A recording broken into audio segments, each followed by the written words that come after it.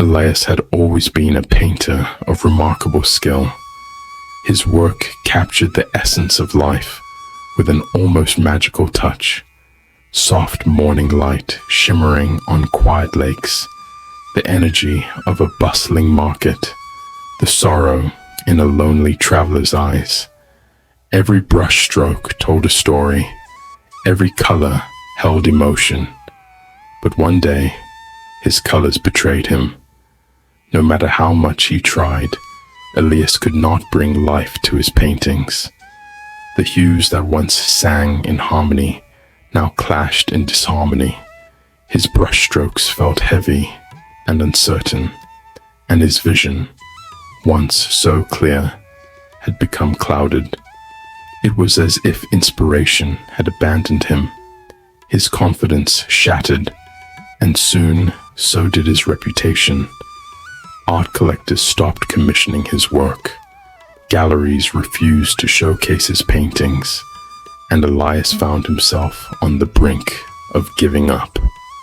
One rainy evening, he sat alone in his dimly lit studio, staring at a blank canvas, frustration weighing heavily on his chest. Just as he was about to toss his brushes aside, there was a soft knock at his door. When he opened it, an elderly woman stood before him. She wore a patchwork scarf, each square dyed in a different color that seemed to shimmer despite the dim lantern light. Her eyes sparkled with wisdom and mischief. "I hear you've lost your colors," she said, with a knowing smile. Elias hesitated. "How do you know?" "I see it in your eyes," she replied, stepping inside uninvited. "The colors have left you, but they are not gone forever. You must seek them." Before Elias could question her, she reached into her satchel and pulled out an old wooden palette.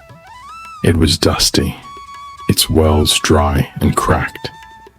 "This belonged to a painter who once lost his way," she said. "He found his colors again through a journey. Perhaps you must do the same." Elias frowned. "A journey? A journey through the colors of the world," she whispered. "Take this palette with you. When the time is right, it will guide you." And with that, she turned and walked out into the night, vanishing as mysteriously as she had arrived. Elias had nothing left to lose. With the old palette tucked into his bag, he set out the next morning. His first stop was the Azure Market, a town famous for its vibrant textiles and dyes. Here, he met Mehri, a weaver who dyed silk in hues so rich they seemed almost unreal. Deep indigo, bold crimson, shimmering golds, the colors of life itself. "I see your struggle," Mary said as she worked. "You are trying to capture colors, but colors are not just seen, they are felt." Elias watched as she dipped fabric into dye, the colors swirling and shifting. He picked up a brush and tried to mimic the movement in a sketchbook. For the first time in weeks, his hands felt steady. Yet, the canvas still felt empty.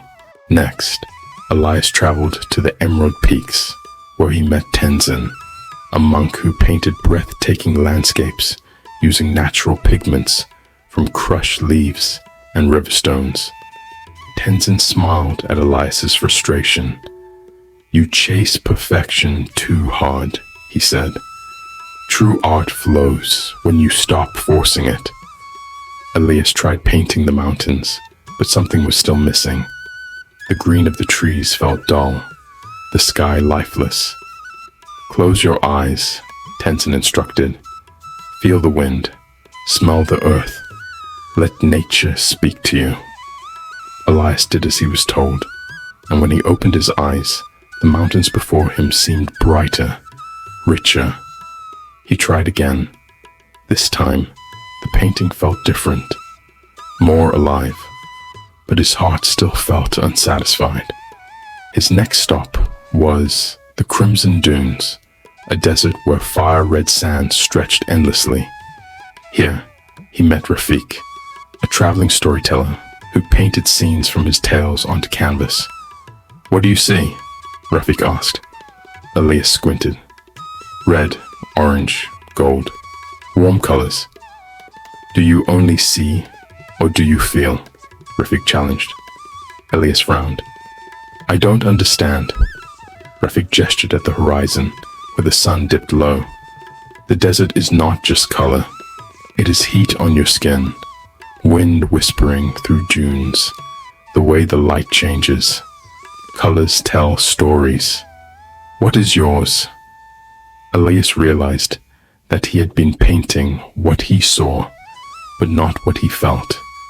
That night, he painted from memory, a childhood memory of sitting by the fire with his father, listening to stories.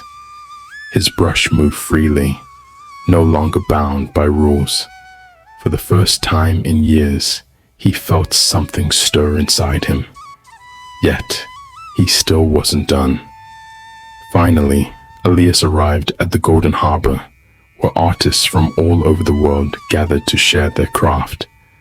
Here, he met Lena, a young girl who painted with wild abandon, smearing colors together with her fingers and laughing as she did. Elias watched in awe. "You don't plan your paintings?" he asked. Lena grinned. "Why should I? Art is meant to be fun." Elias hesitated, then picked up a brush. He let go of perfection, of expectation, of fear. He mixed colors without thinking, painting purely from emotion. When he finally stepped back, his heart pounded. It was the best painting he had ever created. And at that moment, the old palette in his bag, forgotten through his journey, shimmered. It was no longer dull and dry. It glowed with new colors, the very essence of his journey, captured within it. Elias returned home with a heart full of inspiration. His art flourished, but more importantly, he had found something greater than success. He had found himself.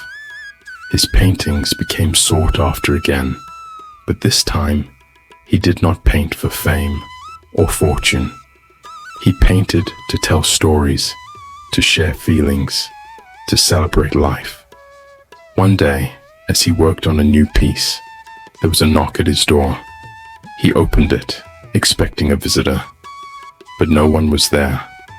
Only a single, shimmering thread from a patchwork scarf lay on his doorstep. Lesson: problems will come, but don't give up. Sometimes losing your way is the only way to truly find yourself.